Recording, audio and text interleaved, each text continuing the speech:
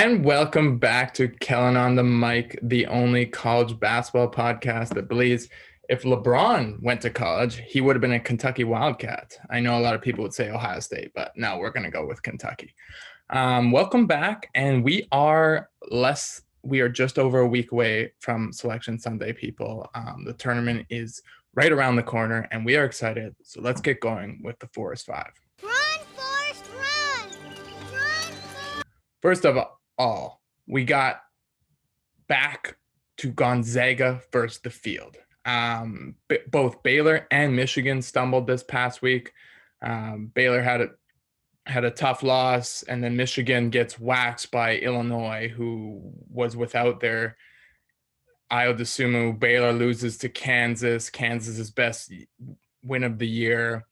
College basketball world is in flux again, except for the Bulldogs. The Bulldogs remain undefeated, and barring a surprising loss in their conference tournament, which they should win easily, they will head into the tournament undefeated. But is it too much pressure? The last two teams to do this in the regular season, to head into the tournament undefeated, were 2014 Wichita State, who lost in the second round to Kentucky, and 2015 Kentucky, who ended up losing to Wisconsin in the Final Four.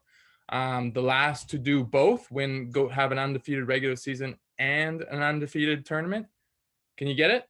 That's the 1975-76 Indiana team.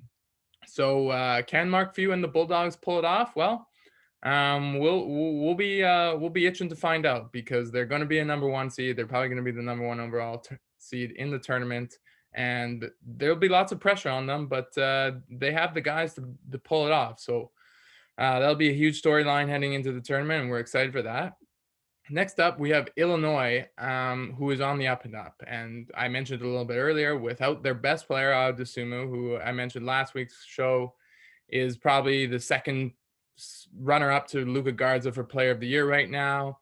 And they beat Michigan, who was arguably the hottest team in the country. A lot of people had them right there with Gonzaga. They were ranked ahead of Baylor.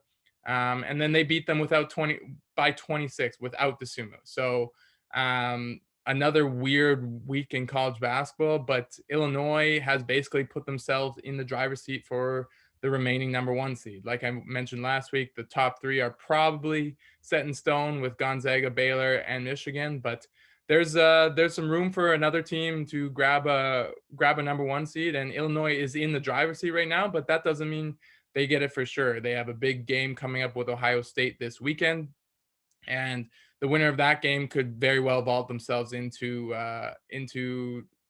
number one seed contention. And then obviously the conference tournaments, whoever wins the Big Ten. If it's outside of Michigan, maybe if Illinois or Ohio State win the Big Ten conference tournament, they'll basically get themselves a number one seed. So a lot of storylines heading to grab that last number one seed.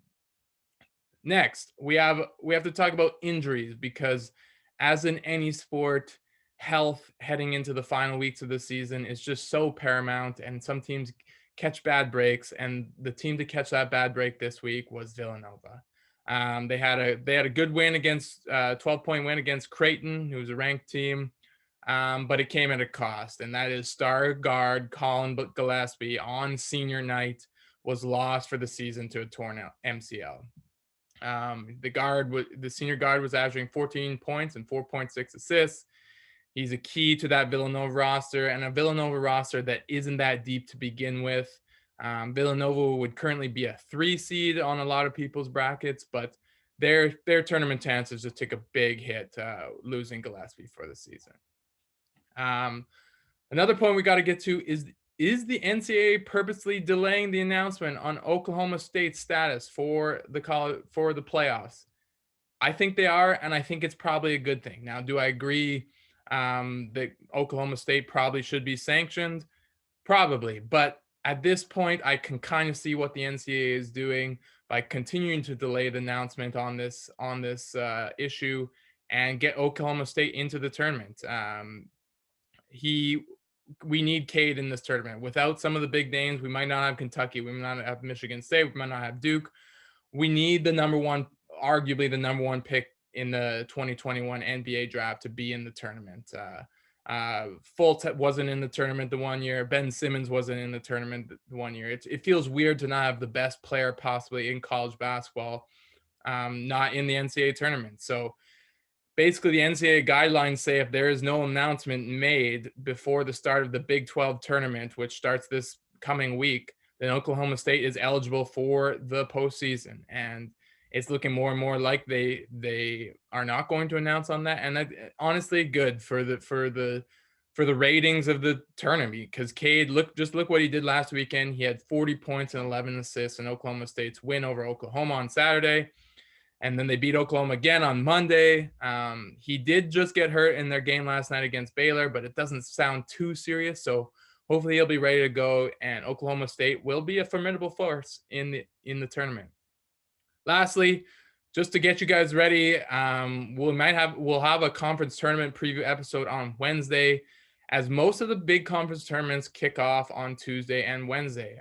A reminder that some team, Kentucky Wildcats, are down to their last life, and the only way they can get into the tournament is by winning their conference tournament.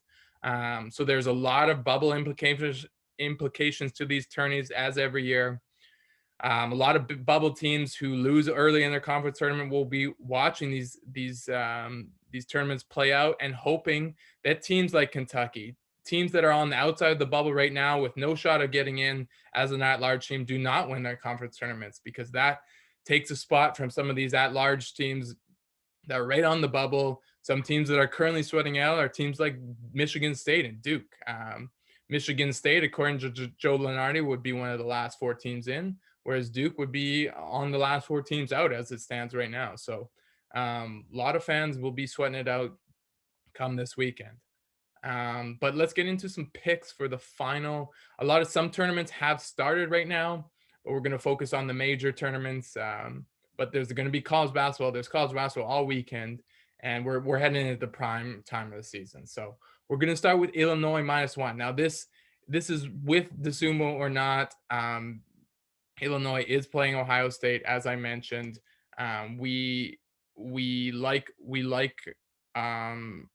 Illinois. They've been playing their best basketball. We like them to get a big win against Ohio State and cement themselves as a number 1 seed. Next, we're going to go Oregon -4 against Oregon State, their rival. Again, these are lines coming from Ken Palm, so if they adjust, I'm sorry, but these are what I'm going off of. Oregon's been playing their best basketball. They won 4 in a row. They won a big one against a good UCLA team this past weekend.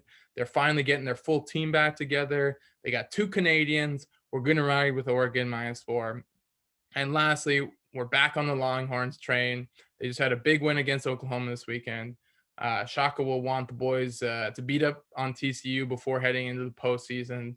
The last time these two teams played, Texas won easily by 15. So if we get Texas at -8, which is what we're getting at them, we like them to win by double digits again. So those are our picks to hopefully get you rich this weekend. I am very excited. We are in the home stretch of college basketball. We're almost to the tournament. Selection Sunday is right around the corner. I'm hoping you all are as excited as I am. And until then, as always, survive and advance.